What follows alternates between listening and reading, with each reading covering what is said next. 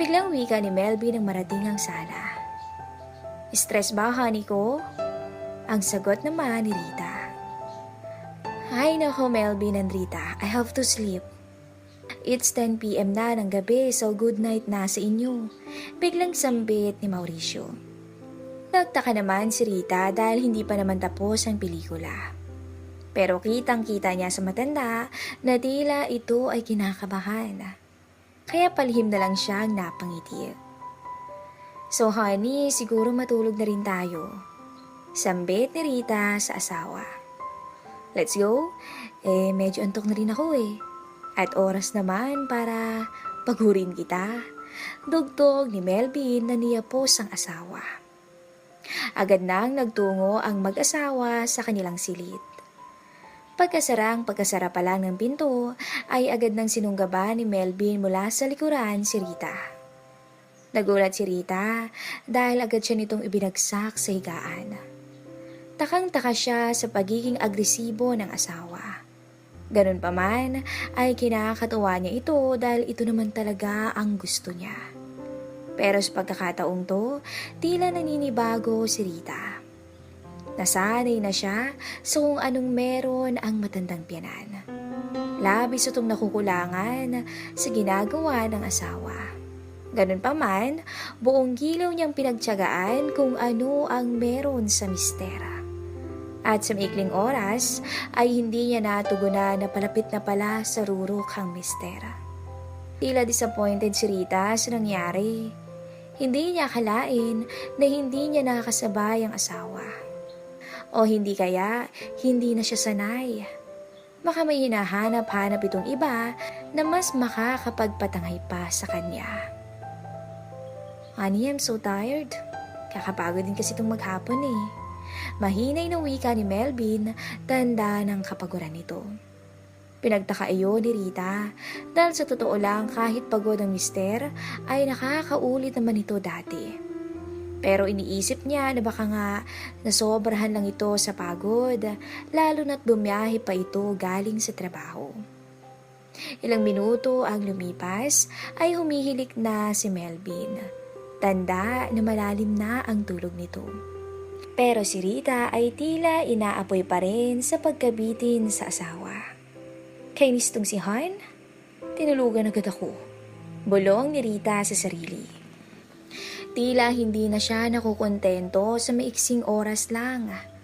Malayong malayo ito sa bawat tagpo nila ng matanda. Sa totoo lang, kanina pa rin siya nagpipigil. Namimiss na niya ang haplos at yakap ni Mauricio. Hinahanap-hanap niya ang kayang ibigay sa kanya ng matanda. Mag-aalauna ng madaling araw at hindi pa rin makatulog si Rita. Sa mga oras na yon ay patuloy pa rin humihilik ang asawa. Grabe, hindi ko na kaya. Sambit ni Rita sa sarili. Agad na siyang tumayo sa higaan at lumabas ng silid. Dahan-dahan niyang inihakbang ang kanyang paa patungo sa isang direksyon. Sinubukan niya munang ikutin ang doorknob ng pintuan at laking tuwa niya dahil hindi ito nakalak. Agad niyang sinulyapan ang biyanan, na nooy mahimbing na ring natutulog. Batid ni Rita na nasa kabilang silid lamang ang kanyang mister, pero alam din niya na malalim ito kung matulog. At sa totoo lang, ay hirap nga siyang gisingin ito. Kaya naman malakas ang loob niya na umalis sa tabi ng asawa at pumunta sa matanda. Lampshade lang ang nagbibigay liwanag sa silid nito. Ganun pa man, sapat yun para magkakitaan sila. Agad siyang sumampa sa nakahilatang matanda. Dad, bulong na tawag ni Rita. Hindi tulad ng asawa niya, ay madali lamang magising si Mauricio.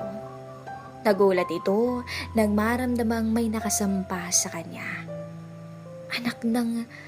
Anong ginagawa mo rito, Rita? Gulat na sampit ng matanda.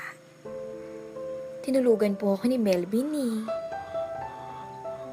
Tugon naman ni Rita na nooy tila naiiyak pa. Pero Rita, nandyan lang ang asawa mo. Yes, I know that. Pero please naman pagbigyan niyo na ako. Magsasalita pa sana ang matanda pero tinakpan na ni Rita ang kanyang labi. Dahil sa nerbiyos ay hindi makaganti si Mauricio pero unti-unti rin siyang natangay sa pagiging agresibo ng manugang. O sige na, dalian natin iha at nasa kabilang kwarto lang ang anak ko. Sambit ulit ni Mauricio. No, tulog mantika yun, Dad. Malalim yun kung matulog kaya take her time. Tugon agad ni Rita. Ito talaga ang gustong-gusto ni Rita. Iyong magpatangay sa marahas at mabilis na alon. Pinagmamasdan ng matanda ang magandang manugang na ngayon ay nagpupumilit ng ihandog ang sarili. Kahit lampshade lang ang ilaw nila sa silid, ay litaw pa rin ang kaputian at kakinisan nito. Halos gustong sumigaw ni Rita sa tindi ng nararamdaman niya, pero pigil na pigil siyang ilabas ang kanyang boses. Alaman niya na hindi magigising si Melvin ay nagiging maingat pa rin siya sa kanyang kilos. Tila ba ayaw na nilang makawala sa tindi ng tinatamasa.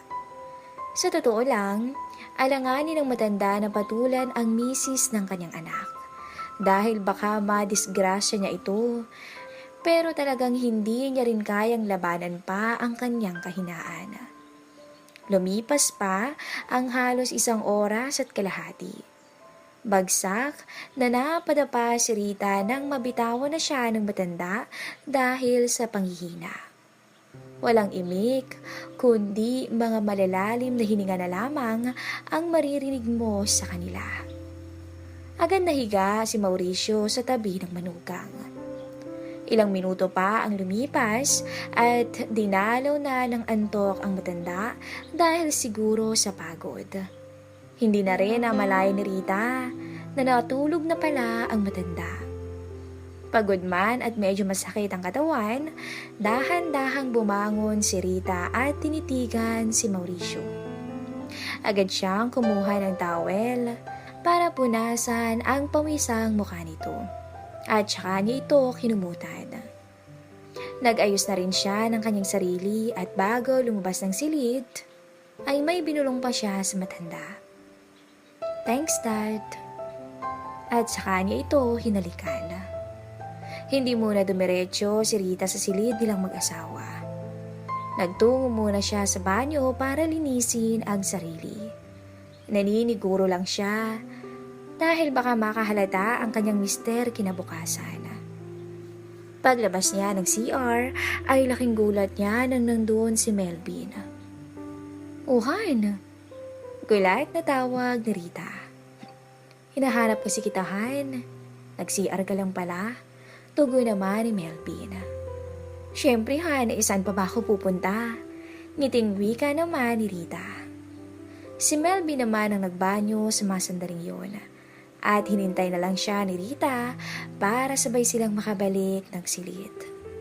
Mag-aakbay pa silang pumasok ng kanilang kwarto pero nagulat na lang si Rita sa sunod na ginawa sa kanya ng asawa. Itinulak siya nito sa kama at saka agad sinunggaban.